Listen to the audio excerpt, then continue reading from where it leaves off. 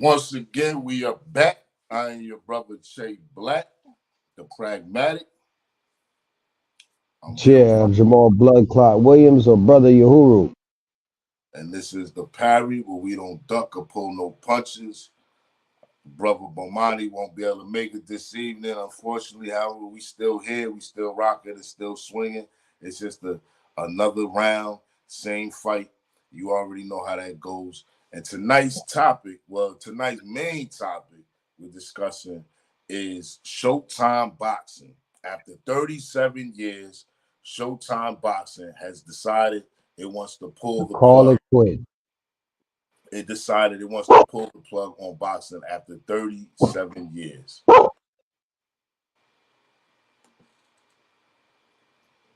So now, Showtime boxing has been a pillar in boxing for the past decade, since I would say Floyd Mayweather crossed over. They have been the number one premier boxing network. And they've always actually had some of the highest paying fights. If you're going back, or not highest paying, but some of the biggest grossing fights, going all the way back to Tyson Holyfield. Remember, that was a Showtime fight. And then Tyson Holyfield too, of course, which was even a bigger fight, which Tyson got 30 million, Holyfield got 35 million at that time. Holyfield was the highest paid. That was the highest paid amount for a boxer. And I believe that record wasn't broken until Oscar De La Hoya fought Mayweather when he got like 53 million or something like that. I know it was something crazy like that. That's some big crazy number, man. Big number, big number. However, though, just looking at Showtime boxing, it's been around. It had some of the greatest fights on Showtime, some of the greatest fighters in our era, this era right now, came out of Showtime. PBC being a big powerhouse behind Showtime. What do you think this means for boxing with Showtime being out of the picture? And it started with the decline of boxing. They're trying to kill boxing once again. It started with, the HBO, and now they're doing the same thing with Showtime. So what's going to be our outlet for us boxing fanatics? You know, what I mean, they're forcing us to, these other different outlets, these other different companies who are trying to, get get into boxing. These the zones and all these other little damn networks. We don't want to rock with them. Us old school heads, we want to rock with the HBOs, the Showtimes, who's giving us all these classics for years, man. We don't want to jump on the bandwagon and have to be forced to be streamlined to these new damn apps. You know what I'm saying? Give us my HBO, goddamn it. Give us my damn, even if you throw it on TV back in the day, like how it used to be. You know what I mean? On fucking Saturday, but just give us back our old school HBO and Showtime, man. I mean, we don't want no The Zone. We don't want none of that other new app that's gonna come across next week. No artificial AI app or whatever app they gonna try to give us. You know what I mean? We old school. We want that old school boxing back. Give us that Showtime. Mhm. Now, Showtime did say what you mentioned about the apps. They will be streaming, but they won't be See having what I'm any talking more about? fights on Showtime Network. Yeah, bro. Like, come on, So they'll still bring be it back. streaming the pay-per-view, but there won't be any network fights. But in all fairness, though, Yahoo, there hasn't really, there's no, the actual networks, there's no file. Like, people aren't really watching these networks right now. Nobody's watching Showtime right Cause it's not there. It's like build it and they will come. Put it on and they will watch. You know what I'm saying? now. But we're in Like, such an era right now where, I mean, I can't think of the last time I sat down and just watched the TV and it wasn't exactly what I wanted to watch when I wanted to watch it. You understand what I'm saying? I can't think of the last time I okay. wasn't on a streaming site to get my TV, whether it was Showtime or an HBO streaming site. I can't sit there and think, when was the last time I was really on just watching Showtime and watching Yeah, yeah, yeah. something on I Showtime understand that. and And then do something? that's what's happening now. They're forcing us to get these apps, to get these things and download, I mean, and fill up our storage on our phone with all these different apps to watch this shit because we're never home no more to watch the HBO and the Showtime. So that is what is killing us? Everybody's just on their phone or on their tablet. I'm gonna watch it here. So you're right. But so isn't it really more of a sign of the times though? Whereas, HB or Showtime is, I guess, looking and seeing past the curve, so to speak. I mean, I'm gonna just use this as an example, right? There was Kmart and there was Sears, right? Mm-hmm. Kmart and Sears. Kmart and Sears basically sold a little bit of everything, right? They sold a little bit of everything, right? Then Bro. we had Amazon. Kmart and Sears went out of business, and their warehouses have been taken over by Amazon. And what does Amazon sell? A little bit of everything. So my whole point, or maybe I should say a lot of everything, but my whole point was that they didn't even have to change what was in the warehouses. But because Kmart couldn't see past the curve, because Mm-hmm. not Walmart, I'm sorry, because Sears couldn't see past the curve, they're no longer in business. So now, looking at Showtime, maybe Showtime is just seeing past the curve and saying, in order for this to be a lucrative business venture moving forward with boxing, we should just integrate our whole boxing program into streaming and pay-per-view. Mm-hmm. Well, I definitely agree with you there, because it is sign of the times. They are looking ahead. They're not trying to lose out like HBO and be, obsolete because HBO is like, it's really obsolete now as far as Well, coming to HBO box. called it quits a few years ago. Yeah, but that's what I'm saying, and HBO brought a hell of an era to boxing. It was very much a part of boxing, so I think it's great HBO fights, even the combination of HBO and Showtime working together to make big fights happen, pay-per-view fights happen. Unlike, nowadays it's hard for other side of the street networks to get together to make fights happen. You know what I mean? If them two big networks can make, a Tyson fight happen, what I'm saying? Like they can make fights happen. Yeah, So, talking the Tyson Lennox Lewis fight. yeah, what I'm saying? Like them shits can happen, bro. So like I don't want to hear that. Like they got to get out of their ego, but the old school HBO fights, man, classic. I mean? Hardcore is appreciated, and Showtime is definitely going to be missed, man. But I hope that they got a right view of the future concerning boxing, because we here for the ride, man. Well, I'm saying at, Paul, at one Paul. time, at one time, HBO really had all of the best boxers. And a lot of that was due to the fact that the promoters had a real good relationship with HBO. Don King was no longer. Showtime at one point in time was Don King's network. Yeah, When we go facts. back into I the remember. 90s, when we go back after around, I think it was after the Alex Stewart Mike Tyson fight. I Mm-hmm. believe that was the last time Mike Tyson fought on HBO. Then after that, he moved over to Showtime. And when he moved over, it was really Don King moving over.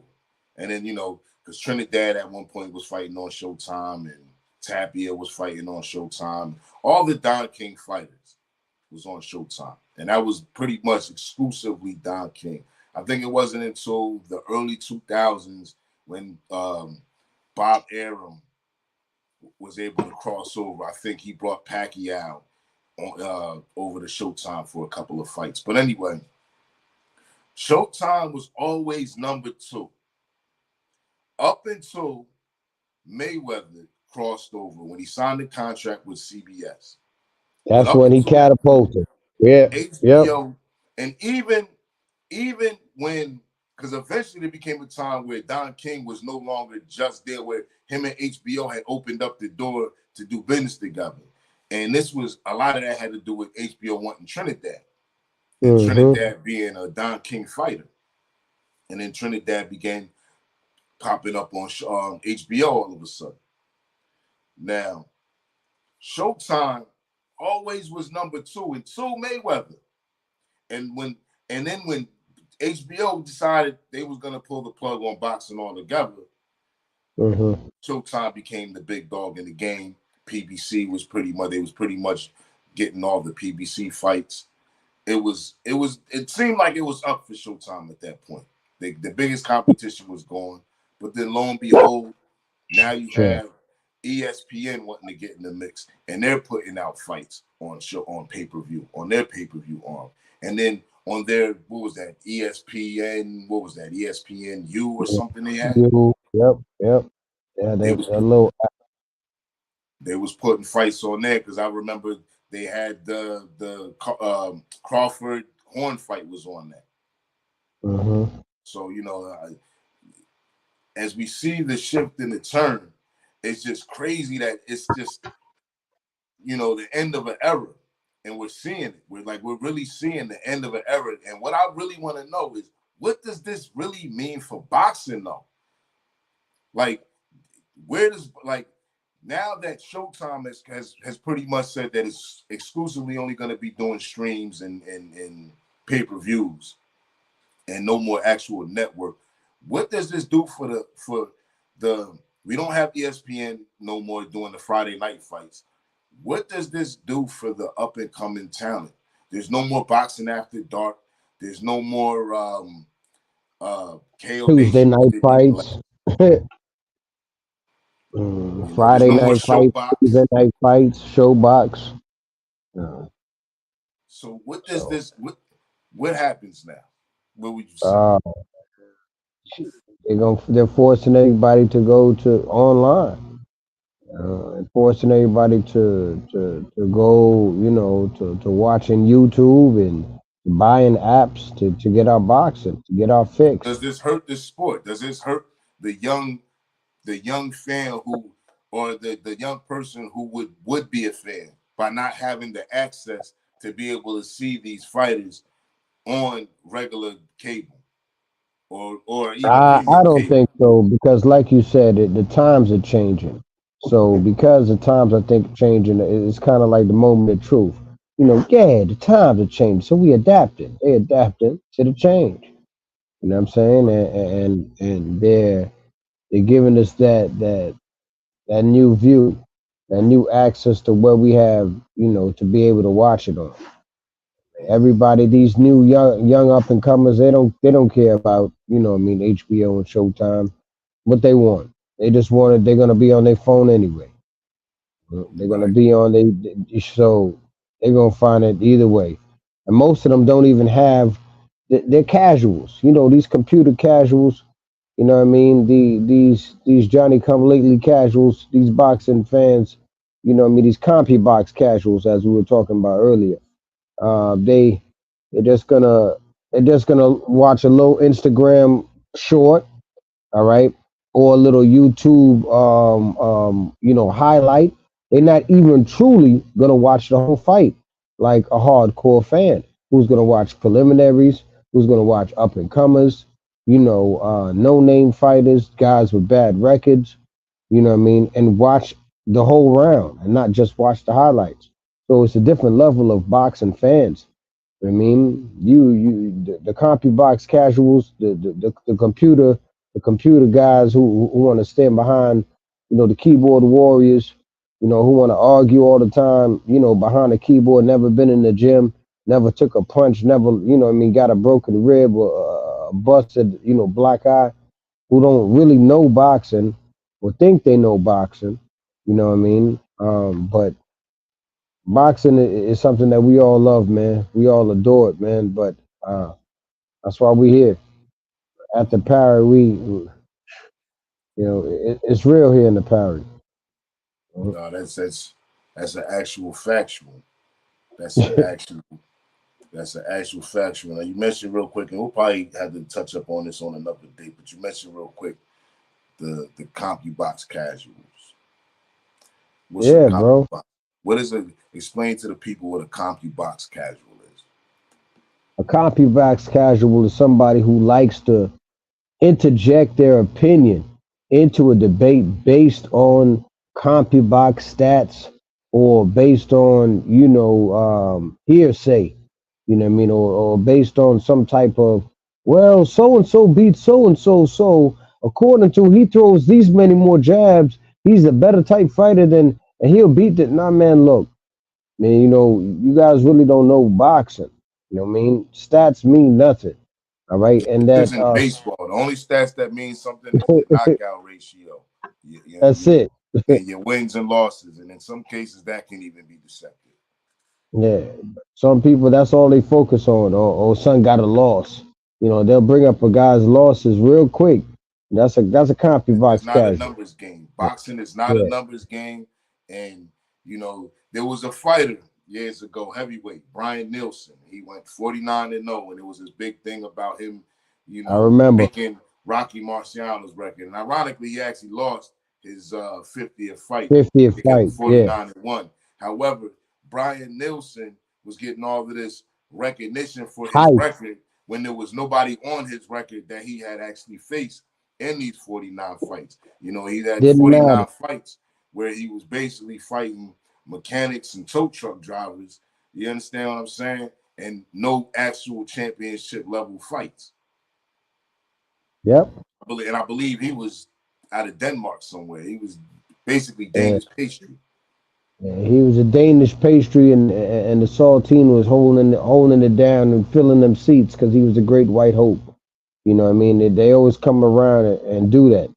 So there's a lot of racism in boxing. There's always historically been an undertone to the racism in boxing. We'll touch that on that in another episode.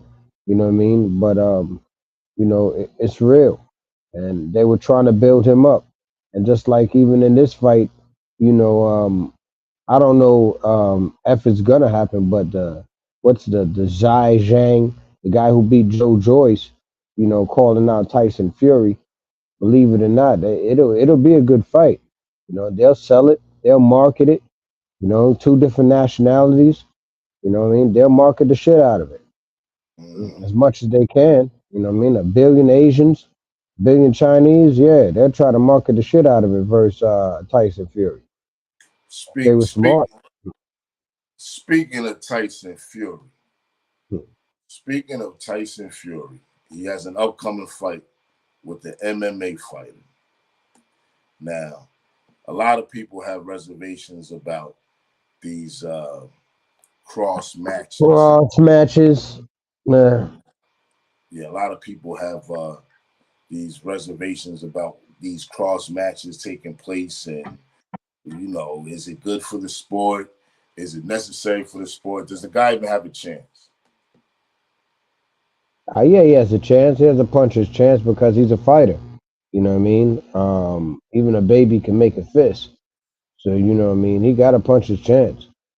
And he's being coached by Mike Tyson. A former great, but Tyson cannot fight for you.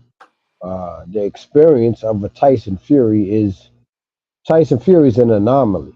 All right, he's not a regular champion or a boxer like you. Jamaica, what's a hang the dog and get in them color. Tyson Fury is a bad motherfucker. You know what I mean? Like the white boy is bad. I mean, I don't care who you are. He's a 6'9", the way he moves. All right, and his recovery. Believe it or not, he got a chin on him. Even if he cheated versus Deontay Wilder. You know what I mean? Allegedly, at the parry. Let me say allegedly. You know what I mean? I don't know, but man, he got a chin on it. He does have a beard. But I don't think that Ngang, what's this guy's name again? The UFC fighter, Ngang go go go. Inga Um, down, uh, Inga down, Yeah, Inga down, yeah, Inga down. get down, niggaroo, nigga, get down, yeah, get down, lay down, yeah, him versus, what I mean, Fury. I don't see it going too far, man. I don't think he has that experience. Tyson Fury can lay down on him, put his weight on him, do all types of little dirty, stuff in there that he's not going to be experienced to know what to do. That alone is going to beat him. And Tyson Fury is no slouch. I mean, for a casual, yeah, Tyson Fury gonna get knocked out. Yeah, all right. I mean, I don't really you think many copy. people are really thinking Tyson Fury is going to lose this fight. You know, whenever somebody, and this is real crossing the street right here, whenever someone crosses this street, it's whoever goes on the other side of the street usually is the one that takes an L. Yeah, I can't really that's think true. of when a boxer stepped into the MMA world and was actually successful, whether it was Ray Mercer, whether it was James Toney, you know, but vice versa with MMA and the boxing. You know, when we got to Mm-hmm. see Conor McGregor face Mayweather, you know, Mm-hmm. in this fight right here, I don't think will be any different. I don't Yeah, see, that's I don't, right. I think that when you're at a professional level of your sport, to just cross over just based on the athleticism or the similarities of your sports is a ridiculous notion to think that you can not just cross over and compete, but compete at the highest level. At the You know, highest level. we're talking about 'Cause Tyson Fury. We're not talking about um, some low rank contender or even a yeah, gatekeeper or a journeyman or facts. something. We're talking Nah, if they about, really wanted to test him, they should have let him fight a Steve Cunningham. You know, no offense to Steve Cunningham, great fighter.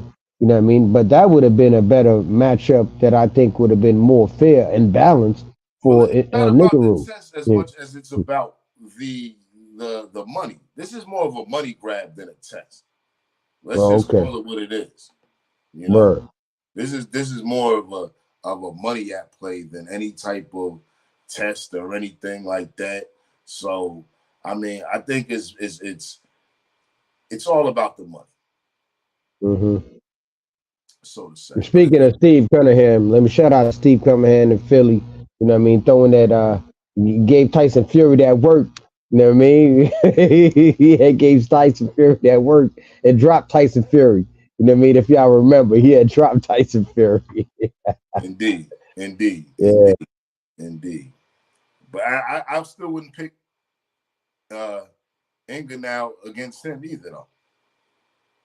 Nah, I wouldn't. I'm just saying he would stand a better, like, I would give him a better chance because of size. You know what I mean? They're more comparable in size than him versus, a Tyson Fury who's going to tower over him and he can lay on him with his weight. You know what I mean? That in a fight, that'll wear on you. You know what I mean? This big motherfucker just wearing his weight on you, on your shoulders, and you fighting, and bro, it's going to wear on you. You know what I mean? The little psychological shit. So, Well, Mike Tyson in his corner. What does that again, do? Tyson it can help you. It can definitely help you. You know what I mean? But only so much. He can't fight for you. Mhm. He can't take punches for you. You know, everybody got a plan till they get hit. And motherfucking Tyson Fury he's not a regular goddamn champ. He's a once in a life. He's an anomaly. The motherfucker comes around. He could have fought in any era. Let's keep it 100. That big motherfucker could have fought in any era as a heavyweight. How Really? awkward he is. Yeah, he's So awkward. so Tyson Fury against Not Lennox saying he could have Lewis won. against Not Lennox saying he could Lewis. have won. He could have fought in any era. Yeah, Well, a lot of these guys can fight in any era, but could yeah. they be competitive? Would they have still been a champion in any era? See, certain fighters would have been a champion in almost any era, or at least um, would have been a top-rated fighter in almost any era. Whereas other fighters, yeah, they could have fought and possibly competed, but they probably certain Tyson eras Fury they could would have have been a competed. I journeyman. don't know if he. I don't think he would have beat Lennox was different. When I mean Lennox was different, that he may have been boring to some certain people. All right, but you're never beating Lennox more than once. Is first and foremost. He's the king of the comeback. All right. And he's gonna figure you out. He's very fundamental, and he got a great jab. You know, what I mean, a great 1-2. Very fundamental dude.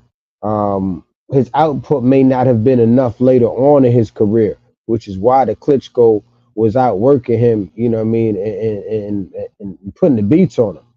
But you know, He again, did Lennox stop was the about fight though because of a cut that was caused by a punch. yeah, that was caused His by a punch. Lennox Yeah. Lewis' fist is what opened up Klitschko's face. Let's not forget that part though, which caused that fight to be stopped.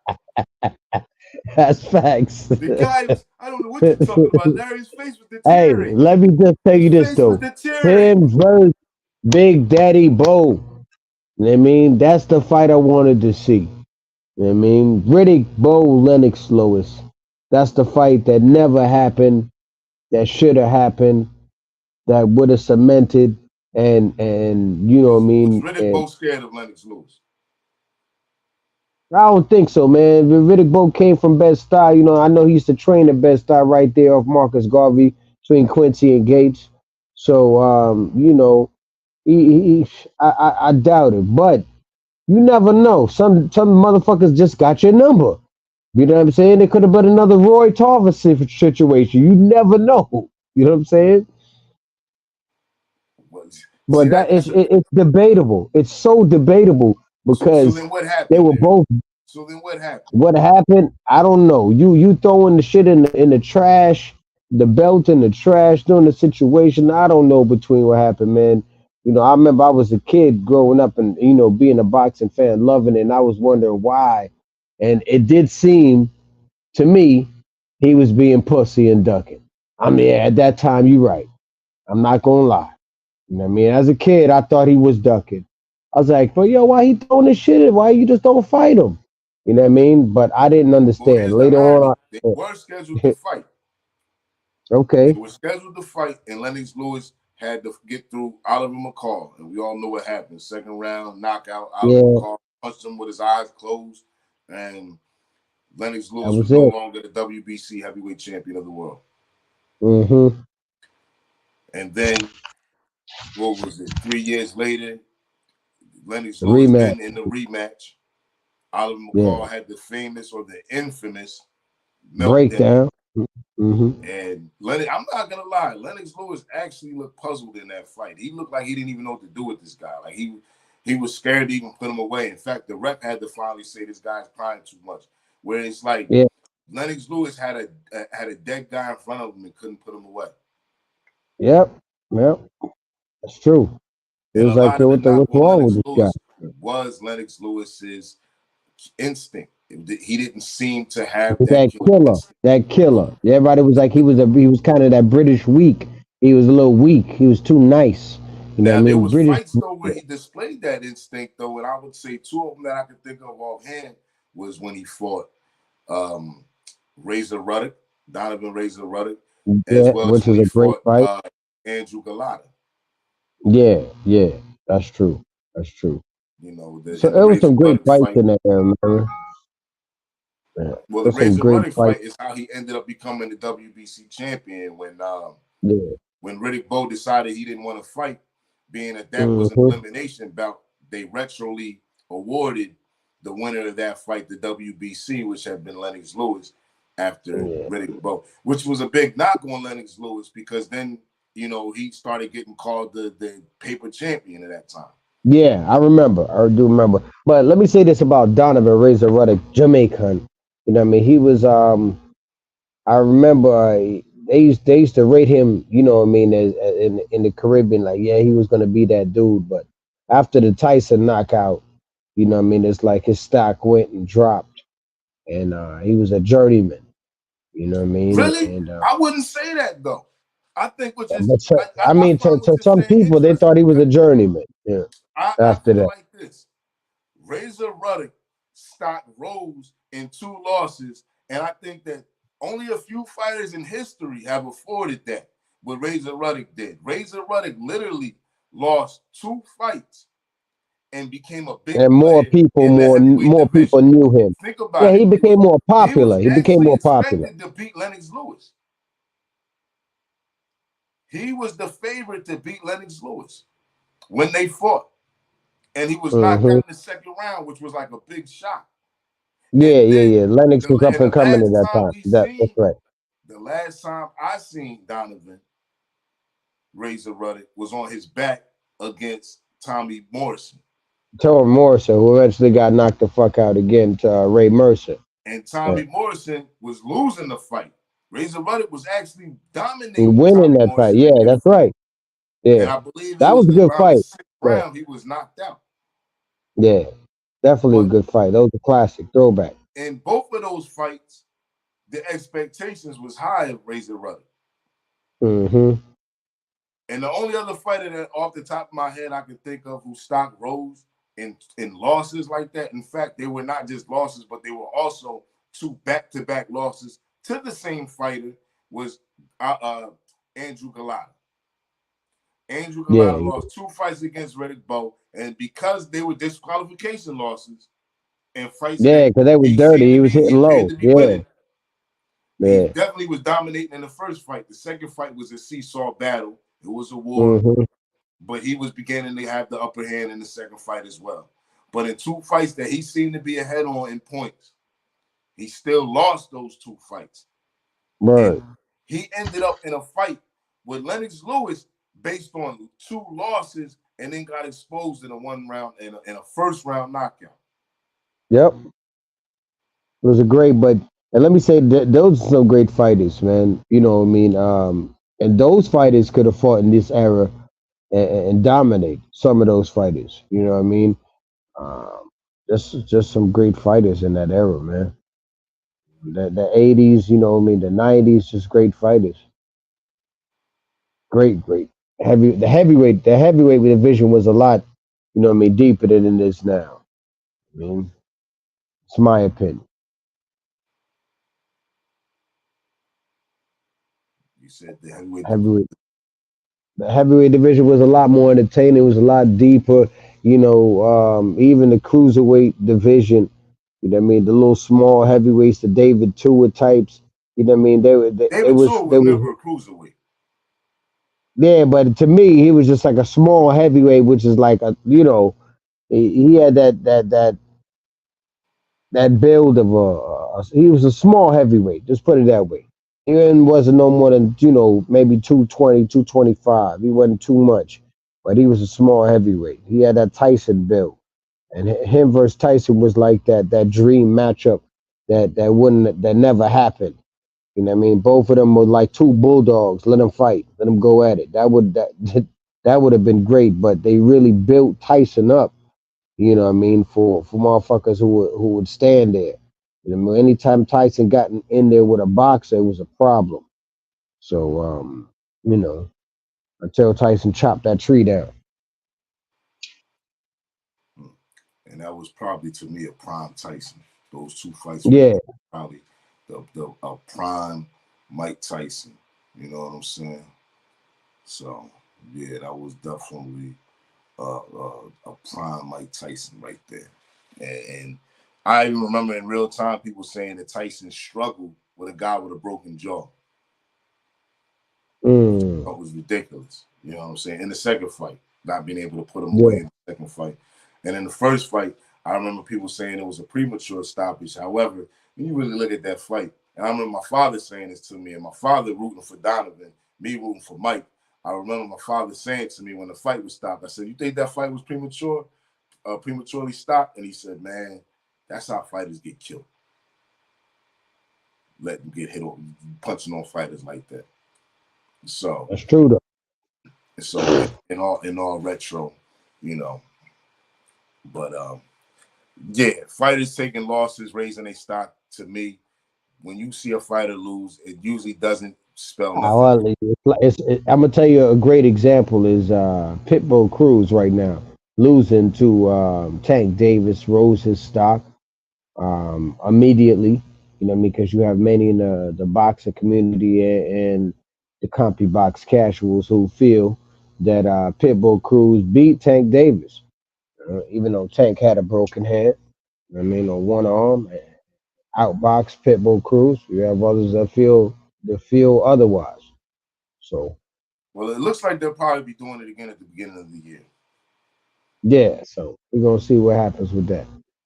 Definitely gonna see it, and around that in the 124-pound division.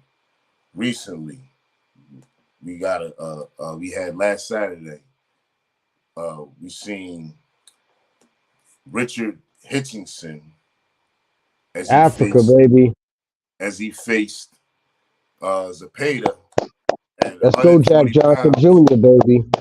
and basically fought a shutout. I That's mean, right. he faced basically the fight was basically a shutout. The boy don't get his boys props, man. You can't promote darkness, everyone. Darkness. They can't promote him. They don't want to promote him. You know what I mean? They scared of him.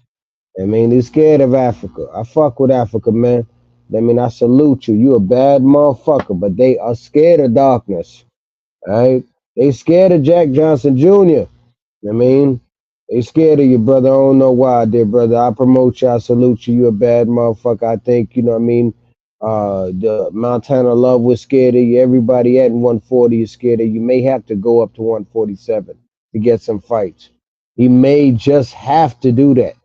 All right. I don't think nobody wants to fight him. And he's friends with Shakur and all them dudes and them Keyshawn's. He ain't gonna get no. They not gonna fight each other, so he's not gonna get them type of fights. But wait a minute, So wait for a minute. him, I wouldn't say that. I wouldn't be quick to say that. Shakur doesn't. This ain't the Jamalo twins and uh Spence. This is these animals is different over here. Shakur is a different animal. He seemed like if his mom well, was I hope getting so. away, she's I getting hope out. so, goddamn it. Because listen, Africa, look, he's got a lot. He got a chip on his shoulder. All right. He already know he's not gonna get the money. So he's like, all right, fuck it. They're not gonna promote me right. You know what I mean? He got a certain window. All right. He got to pull an Antonio Tarver. He not gonna get promoted. Just like another one, the Magic Man, another Darkness. All right, another dark fighter But who I don't didn't get think his that that's promoted. the case. I don't think I'm gonna keep it 100. I I'm don't gonna think say that what that's the case. people We what had people say Nigel Benn behind closed out of Britain. doors. Wait a minute. All right. We had Nigel Benn out of Britain, the Dark Destroyer, in fact, which was his name. Yeah, which was his name. You Recently, understand? we're gonna talk about recently, not the We had 80s. we had James Lights Out Tony. You know what I'm Not saying? as dark as nobody is as dark as this brother right now. All right, he's the darkest one in boxing and getting no promoted, no love. All right, at all. All right, and I stand and salute here in the Parry. We love our blackness and stand with black boxers in solidarity and union with our melanated kings. You know what I mean? Our Moorish brothers and kings, man, we love y'all. You know what I mean? But I'm gonna keep it 100, man. He's not getting fucking promoted the way he needs to. You know what I mean? I'm gonna say it because people are saying it, offline. All right, they saying it when they rolling up. They saying, "Yo, Africa nice, but they ain't showing them no love." And we know why they not showing them no love. Well, You know what I in his mean? last He fight not on getting that Saturday, promotion, man. on Saturday, He's that dude. He is that on fucking dude, man. Saturday, Who with fucking his with him? performance, it was a virtuoso performance. With that performance, did he make his name in the 140-pound division? Has he made himself, for example, Boots Enos has made a name for himself in the He's 147-pound he's been division. made a name. All right, he's got to go beat up a casual name like a Adrian Broner for these people to damn take notice of him. Him beating up as a Well, it's Pater, always you about got who you beat. It's always yeah. about who you beat. All It's right, not about he got to go beat up a casual name that these people are hyping up. You know what I mean? For them to jump on the train. All right, because us as boxing fanatics know he's the truth. All right, us in boxing circles knew he was the truth for years. But what I'm trying to say is back to the business aspect, right? He's always going to play the B side, all right? Even if he is the A side as far as a fighter in skills, he's going to play the B side in promotion, all right? And lack of promotion. And across the world, there's an attack against the black man, and he's fighting an uphill battle. You know what I mean? And this is why he had to pitch a shutout. He had to. All right, because anyhow he let it go either way. They knew there was he was down by two just being as black as he is. You know what I mean? And I fuck with him, man, and I want him to succeed, man. I want the greatness for him because he's one of the best fighters in the game. So I don't know, man. Just gonna keep it 100 because look, a lot of the Cuban fighters had to deal with this. A lot of the dark Cuban fighters even spoke on this and spoke on them not getting the publicity within the own. well, Yeah, there was there was Castillo a few years back, which he just wasn't good enough. Last one of the I remember he had a shot against Chris Bird on HBO years ago. yeah, Yeah, Um, yeah, he, uh, we had Casamayor, who he might not have been licorice like this brother was right here, but he was definitely an Afro-Cuban, which was clear as day. And he got a lot of good promotion coming from Showtime, and he was a Showtime fighter. yeah. All right. Again, it's because let's say this because of the Cuban or the Latin background and heritage. A lot of those Afro Cubans or Afro Latino fighters can get promoted because of the Latin unity. All right. We're going to speak about Edison the Miranda was another one. there goes you correct. But now we're going to speak about these quote unquote foundational black Americans, you know what I mean? Or the black American here and getting love, you know what I mean? Because even though Brother Africa is, you know, quote unquote an African, he ain't getting no love here, right here in the States. They're not promoting Hitchens like that. Nobody don't even know him. They don't. The average dude don't know him. But are you And which saying is to me fucked that up. you think it's solely because of that? Because I mean, I do believe that there's racism in every aspect of American life and culture.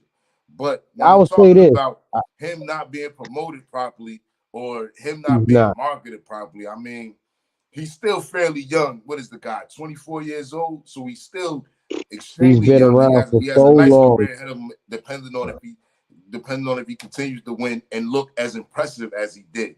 Because that's the thing. As a prospect, you look for certain things. And he in his last fight, pretty much without getting a knockout, hit every mark. It was a virtuoso performance. It was a shutout performance. I had And him he's winning been every this way. second of that fight. And this is the problem. He's been great. He's been a bad man. You know what I mean? And he's not getting his shine. You know what I mean? Hopefully, and I pray, you know what I mean, that God will open up doors for this brother, man, so that he can get the shine and the spotlight that he deserves. Here at the Parry, man, we want our brothers to get their love, man, to shine. And he's a great fighter. He's a generational fighter as well. You know what I mean? As far as skill wise is concerned. And you know what I mean, his length pause is great. His boxing IQ, his reflexes, and he's no slouch. Got great defense as well. You know what I mean? And so they just need to step up as far as competition because he's making the competition look like shit. So they're gonna have to. He's either gonna have to move up and fight at 47. You know what I mean, and get some of them fights, but or I mean, one of them dudes got to fight him at 140. The Devin Haney got to fight him because he been chasing Devin Haney for years. Mm-hmm. Devin really don't want that smoke because it's styles make fights, and Richard Hitchens, listen, he's a problem. Yeah. He's long, he's cagey, he got a type of a Hitman Hearns type body. You know what I mean? So we're gonna see. You Mm-hmm. Absolutely. know? Absolutely. Absolutely.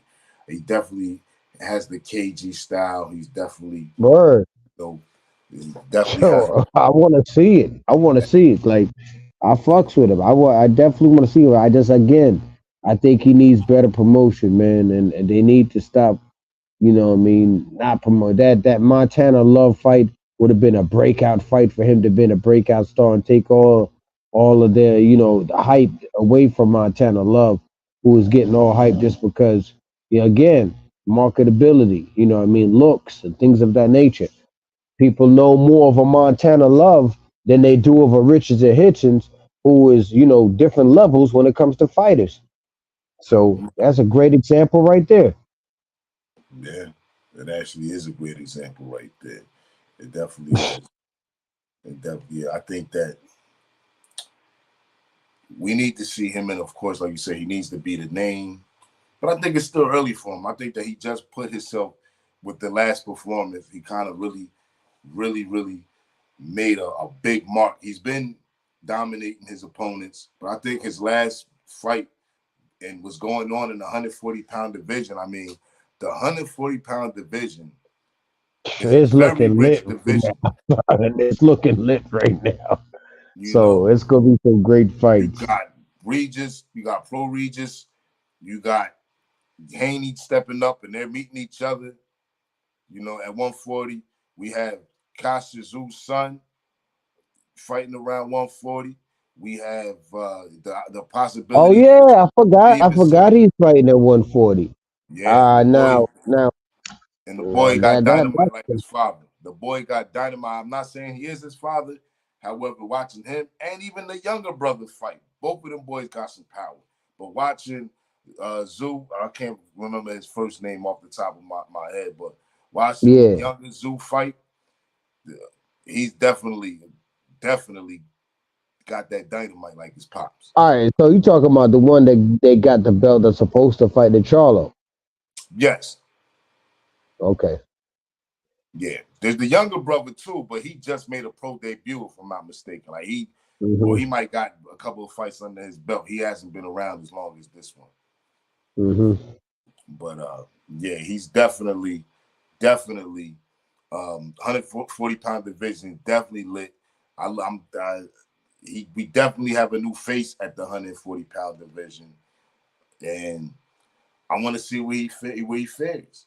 You know, it's a very lit division, you know, and eventually, you know, I expect Shakur Stevenson, I'm sorry. I expect Shakur Stevenson to step up into that division as well as he grows and matures and his body fills out, because he still has that young baby look. You know what I'm saying? He still looks like a teenager in the ring.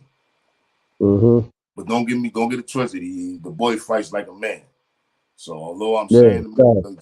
Right. he looked like a teenager fighting, the boy looked like a man in that ring, as far as how he handles his competition. And Mm-hmm. I just want to move along real quick. You know, I'm not Bomani. Peace to Bomani, who does the boards when we work together. You know, eventually got to Mm-hmm. get somebody else on these boards for us. You know what I'm saying? But Thank y'all for tuning into the Parry, man. Y'all hit that like button. Y'all hit that subscribe. You know what I mean? absolutely, That absolutely. share button. But there was one last topic of discussion for tonight, and that was Leonard Ellerby was approached recently and asked about the possibility of Tank Davis and Keith one time Keith one time Thurman. you know, this was and in his response, he basically said it's not happening and he doesn't know why they keep mentioning it, you know. So it was one of He them need to stop. He need to stop being a bitch and let them fight. So he need to stop holding up greatness. That's a great damn fight at 145. All right, a great fight at 145. Let them fight. All right, because believe it or not, I think it's not an easy match for Tank as he think it is. You know what I'm saying? Because he ain't been with no dude like who can box and punch. You know what I mean? Just like him. So it'll be a good fight, and I want to see how Keith sometime Thurman, you know what I mean, take some of them body shots from Tank, because we know Keith sometime don't like them body shots. So definitely like to see how he fares, you know what I mean, on the attack of a Tank Davis. Even though Tank is more of an uppercut man, but I know he could definitely go to the body if he chooses to. So absolutely. I mean, I think the Tank. I don't really. Thurman is probably too big for Tank. I'm just gonna call it like it is. Thurman is not a At slouch. 145, nope, he's not a slouch. And at 145, he'll probably outbox the shit out of him. He would Stay have on to the go down outside, there, but yeah. this is two divisions for him to come up. It just I don't see the fight really making a lot of sense unless Tank is planning on moving up to that division and making his name. Other than that, um, It'll make financial sense. They both would cash the fuck out off of it could that definitely fight. make financial sense. And Right. speaking of which, Ellerby then went on to discuss what would be considered a big fight, and he went on to claim that fights with Shakur Stevenson or Devin Haney would not be a big fight. Neither fight would be a big fight. Listen, that's cap. Your boy Ellaby, look, we need a damn sound pod here. I And he need to didn't drop. say he didn't say competitive. He said big fights. So I'm guessing he's talking lucrative because he then went on to ask what would constitute a big fight. Do people really understand what a big fight is? So he's speaking as if these fights wouldn't be big. However, I personally don't see how a fight with Shakur Stevenson couldn't be just as big as the fight with uh, Ryan Garcia. Now, they're speaking about Ryan Garcia. I don't know if it's true, but it's in the works in the rumor mill in the boxing circles about a Teofimo versus Ryan Garcia. Now, how would you feel about that fight if that did happen to come off? I like Teofimo, probably late round stoppage. I would agree. I would agree on that Teofimo assessment. I think Ryan Garcia has a lot to prove as far as his mental IQ. Dealing with that type of caliber of fighter. And there's levels to this. But if it did come off, it'd be a great fight, and we definitely cover it here on the Parry.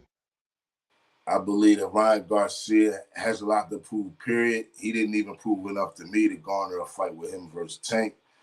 He's Oh, more he's more of a popularity fighter. He's a so heartthrob. so well, let me ask you this. Let me He's a ask you this. I don't mean sweetheart. to cut you with it. Go ahead.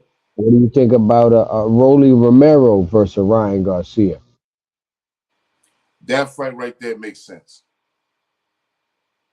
They can make money. It makes dollars. So in that aspect, it makes sense. And then just to see, where Garcia really is at and looking in a fight like a fight like Raleigh. Raleigh is a tough, you know, go out there and give it all. Rolly Romero is a, but he got his. Rolly was getting his ass whooped by that old man, I that don't 40 think Rolly old. won. So what I was saying He that was getting his ass. They handed that fight to him. Yeah. exactly. So saying that Rolly is he's gonna bring it. The man got heart, but he's I mean it's hard to be as good as he thinks anybody. Like That's at how good he thinks 140. he is Oh, impossible. Richard. See, Rolly getting more damn promotion than damn Richard Hitchens at 140. You know what I mean? But Richard Hitchens will wash Rolly. All right. Adrian But Broner. you gotta Um, understand. You gotta understand personality, though. Personality plays a big part in this. For one, Richardson Hitchinson. Listen to his name, yo. The guy sound like he got two last names. He sound like both his first names is two last names. Your first name is Richardson. Like you're gonna pick an Americanized name. Y'all couldn't come better than a first name, like just a word, I'm word. just Richardson Hitchinson. Say Like his it name just fast. Richard it just doesn't Hitchens. even flow off the tongue right. First of all, you know what I'm Motherfuckers saying. just call they just call him Africa. Yeah, Africa. You What know what up, I'm man? saying. That right there, and then having that perfect example is Felix Trinidad. Felix Trinidad, his fists and his knockouts is what got him his popularity. But his personality, the man refused to even want to speak English to y'all. You understand what I'm saying? Like But he didn't even want to talk to us. word, facts. And as far as what he did at 147 prior to Oscar De La Hoya's arrival at 147, already established himself as the man to beat. However, when De La Hoya came in at 147, suddenly De La Hoya became the man to beat. You understand what I'm saying? Yeah, But it was the personality. De La Hoya had personality. He had $1 million smile. He spoke English and Spanish. hmm I seen him do a commercial and on Telemundo. I seen him on later Telemundo doing a on, McDonald's commercial. yeah. You understand what I'm saying? De La Hoya was a pop star. He was a rock star, but he had rock star appeal.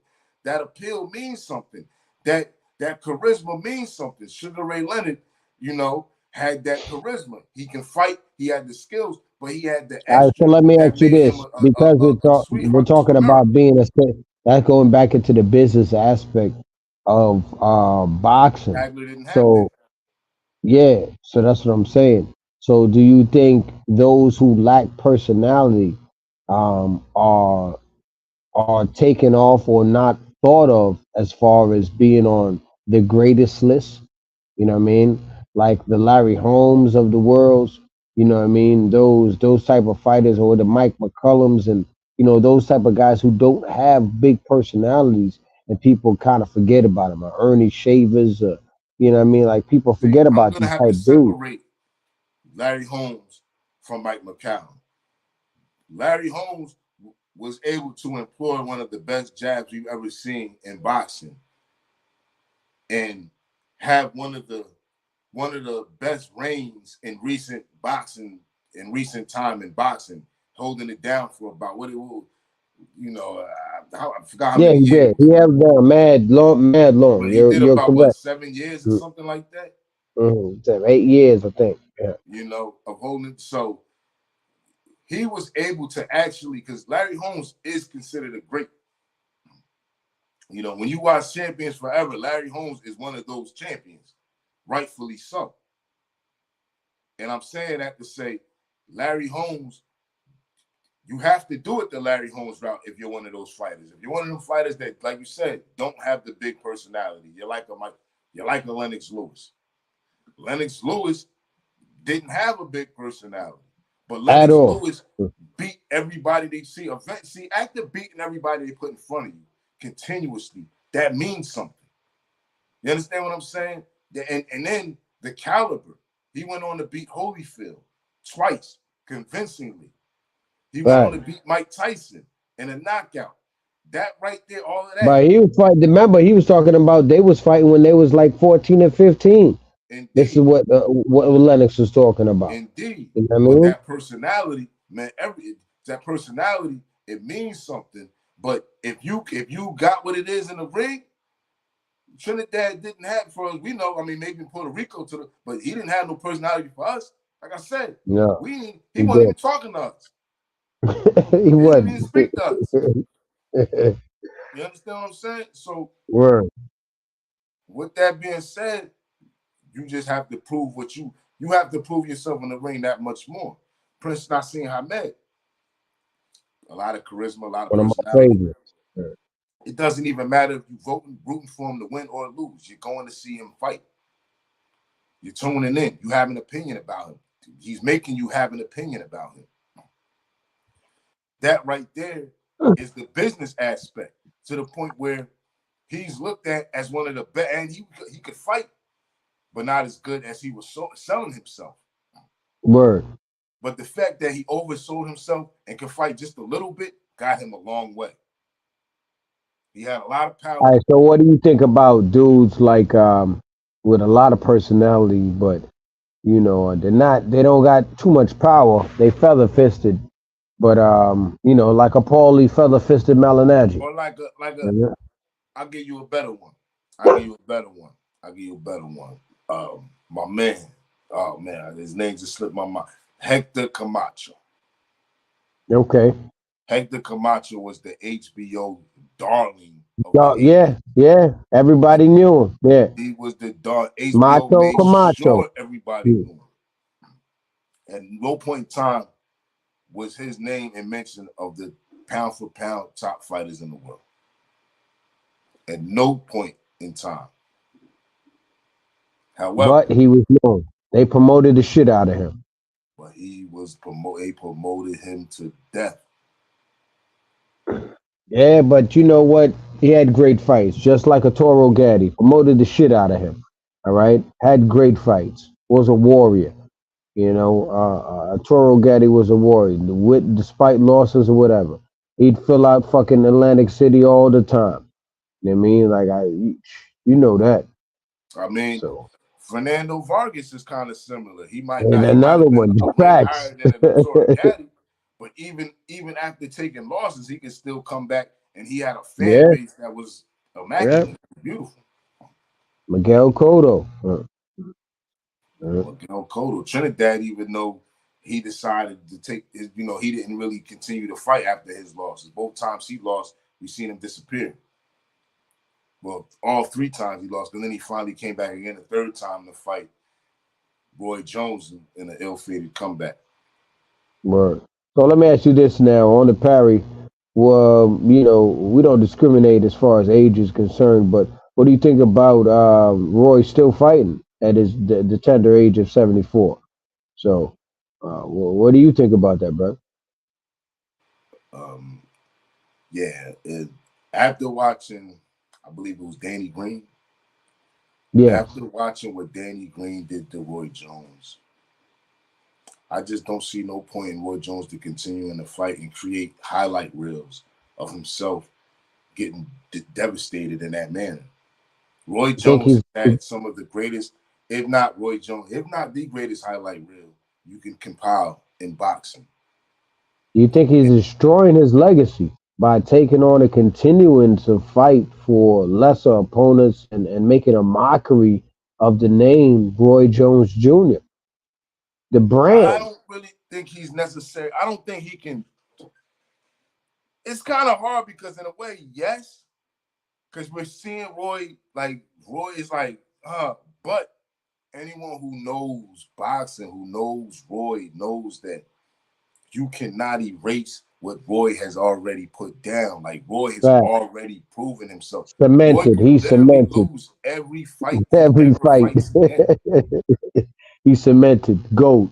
He is Yeah. cemented in that GOAT status. It's just sad that we have to see him He's fight still, like that yeah. because we don't look at Ali as the fighter who got beat up by Holmes and Trevor Yeah. Berbick. Thanks. Yeah. Yeah. Yeah. You know what I'm saying? We don't look at Joe Louis as the fighter Yeah. who got beat up by Rocky Marciano, who was Marciano. Yeah. running around after the fact. You know what I'm saying? Like we don't Yeah. look at that Joe Louis. We look at the Joe Louis who, was out there whooping ass, did the Bum of the Monk tour even. Joe Lewis was 75 years old. He was 75. Exactly. I mean, look at Joe Frazier. We don't think of Joe Frazier past the Ali Thriller Manila fight, but Joe Frazier fought up into 1985. Yep. Yes, he But we did. don't think of no fight. We don't consider nothing after that, and we consider his greatness because that was his great. That's when his greatness existed. So in all fairness, no, but it does feel like that because we're watching something that it feels like we shouldn't be watching. It just doesn't feel right.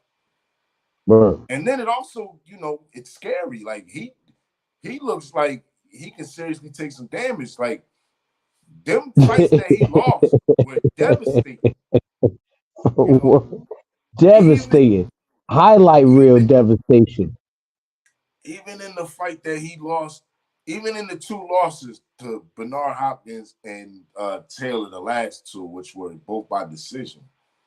I mean, he got hurt in both of those fights, especially the Taylor fight. He got hurt in both of those fights. And it was kind of hard for me watching the Bernard Hopkins fight as I a didn't I fan didn't of like both. it, bro. I As a didn't like fan it. of both, Yeah. it was hard for me to watch that fight because it's like that fight was when Bernard Hopkins was 20 getting years all his overdue. accolades. When It was Bernard Hopkins was overdue. coming off of beating Trinidad, that's when that fight should have happened. And I think that Roy Jones would have probably beat him during that time. Yeah. And that right there Even would though have been even though Bernard is a great tactician, one of the great defensive masters, and probably one of the all-time greatest middleweights of all time. I mean, in my opinion, uh, absolutely. you know, You can't yeah. put him So far. You can't put him no further than number 3. that's what I said. So one of the greats. That's one of the great middleweights of all time. Carlos Monzon, Bernard Hopkins. Well, they now put Gennady Golovkin up there. I Um, definitely would not have Gennady Golovkin. Gennady Golovkin doesn't even crack my top 10 No, middleweights I'm of saying all they time. would put him up there being a manufactured great white hype. You got Hagler. I'm gonna tell you right now. You got Hagler. You got uh, you got Hagler. You got Hopkins. You got Monzon. Now you can argue. One, two, three. You can't You can argue there. argue I can't Malata. argue one. You You can can't argue. argue that either. Um, it's Robinson did most of his work uh At welterweight. at Yeah. welterweight. Yeah. Although the argument can't be made at middleweight with him too, because it wasn't It until the can. middle, You because he can't. You captured the can't. title at middleweight. He captured the Yeah. title at middleweight, but his best work was done at welterweight. When you talk about Sugar Ray Robinson, you're talking about a welterweight fighter, even though he had his wars with Lamada. But at So let me welterweight, ask you this: where do you put Jermaine Taylor and his it's epic in mix battles with with Jermaine. Bernard, you know what I mean, Bernard Hopkins. Where do you rank him on that list, being that he unified? Remember that time? You know what I mean? Nobody had unified that time, and he had beat, you know what I mean, which was a fucking war. You know what I mean? Let's keep it a buck. You know what I mean? The first and second fight. Where do you put Jermaine Taylor? It's Because funny you who say that people because forget about? it's funny you say that because I believe that a fight with Roy Jones at that particular time would have looked similar to the second Jermaine Taylor fight with Hopkins, but a little bit more dominant on Jones' behalf. The first fight was Hmm. a war. Uh, I gave Jermaine Taylor the first half of the first fight. I gave Bernard Hopkins the second half. Bernard Hopkins made some crazy adjustments in that first fight and took As over. usual, He took over as the second. usual. He took over that second half of the fight, and I thought that that was enough to save his title. The rematch, however, was very similar to the first fight in the beginning. However, in the second fight, it was Jermaine Taylor who didn't. He made the adjustment in the second fight, and I feel like Jermaine Taylor was able to pull off the second fight convincingly. He convincingly won. It was a war, like you said. It was close. It was tough, but Jermaine Taylor, to me, lost the first fight, but did in fact win the second fight. And I was pissed off when Jermaine fought Kelly Pavlik and got fucking And outboxed. as far as And where I rate Jermaine Taylor, I rate Jermaine Taylor somewhere in the bottom half of the top 50 of 50 middleweights. got you. Understood. I'm not mad at it. You know what I mean? Not mad at that. He would have been Uh, higher, but his career was it came and went. And I gotta hold the fight against Winky right against him. I gotta hold the two Kelly Pavlik fights against him. And then I gotta hold the fight. What was that when he came into the Super Six fight? What was who knocked him? yeah, yeah, yeah. Abram? Jeff Was it Lacey? No, no, one of them. I don't remember. I it forgot wasn't about Jeff Lacey. Lacey. Lacey fought Calzaghe and got spanked. Yeah, Lacey Calzaghe and got spanked. I believe it was yeah, Arthur Abraham or Arthur yeah, Abraham. yeah, yeah, yeah. Yeah. One of them Europeans spanked him. Him or Carl Froch, one of them. Yeah. Well, I know him and Um, Carl Froch had those wars that they had. You know, Carl Froch used to put the beats on him too, bro. I'm not even. I used to be upset. I was like, man, fuck, you getting your ass whooped right now. Like, that was an interesting time in boxing, man. You yeah, know, That whole Super Super Six was Six. dope. And shout out to Yeah, Showtime. Rest in peace. The Showtime. That was a Showtime presentation. That Super Six was yeah, brought to that shit was dope. Showtime. It was dope. That's not even gonna lie. I'm not even gonna hold you because Carl Froch, Arthur Abraham, you know what I mean, Andre Ward. Who else was in that one? There was another dude that Darrell was in in that that. one. Yeah, Andre Durrell was in there, Darrell was in. and somebody else, man. Jermaine But it was Taylor was good. in there. Jermaine Taylor, yeah. But Jermaine it Taylor was got knocked out of it, and he ended up leaving it because the Super yeah. Six wasn't a single fight elimination. It was a point Nah, system. You could it lose was a fight and yeah, still be in it. exactly. That's what made it They so need to dope. have so dope. Yeah, Yeah, that was one of the fights where it was like, okay, you lose and he lose, okay, then y'all two fight each other, and right. then Yeah, they yeah. fight each other, and then okay, the winners fight. They need That to was do just that shit. They need to do that shit with Tank and them. With Tank and Shakur and fucking Devin and Regis and fucking Africa. You know what I mean? And let's have a little Super Six with all of them. You know what I mean? Because it's enough of them, enough head bangers that at that fucking weight class that'll be dope. You know what I mean? 135 to 140, a couple of y'all that all talking all that shit. You Frank Martin motherfuckers. Yeah, all y'all, yeah, get in there. great Super Six, division, that one. exciting Yeah, division. It's exciting yeah, though. super That whole from 135 to 1 to 140. 154, that whole area is loaded with, and it almost reminds me of the 90s when you had Yeah, Zab Judah, you You had Sean Bay Mitchell, Costa Zoo. Costa You know Zoo, what I'm saying? word. You had fighters like Ben Tacky. You know what I'm Yep, saying? yep, You had Vince yep. Phillips. You know what I'm You had a saying? lot of good fighters, man, that era, bro. Miguel Angel Gonzalez. Mm-hmm. That was a nice, talent rich It time was period. it was just a great time in boxing, man. So, hopefully they can do that again. You know what I mean? And they can get some type of round robin, man, some type of Super Six tournament. You know what I mean? Ooh, again, bro, just for the fans, man. That should be fucking great. Here at the Parry, man, that's what we want, man. We've thrown it Absolutely. out there in the universe, man. Let's have some type of round robin Super Six tournament once again, bro. Fuck it. Absolutely. Absolutely. And that pretty much concludes us for tonight. Make sure you jab that like button, punch on that subscribe. Don't forget to share. You That's know, right. we'll be back on Friday with Ivan Robinson to discuss the upcoming fight with Canelo, as well as Brother Uhuru will be back on Friday. We'll be discussing the upcoming fight with Canelo versus Jamel Charlo. Yep. So make sure you stay tuned for that. We'll be giving you the Parry picks, our personal picks, what we think is going on, how we think the fight is going to play out, and then we'll watch it play out. On that following Saturday, we will be having a fight party with the Parry. Watch us live, where we'll be watching the fight, giving you our personal expert opinion on what we see going on and how we think the fight is going round per round. And you could also just tune in and vibe out with us. Once Word. again, I am the pragmatic Che Black. I'm Jamal Blood Clyde Williams, a brother Uhuru, signing off. The Parry, we don't duck or pull no punches.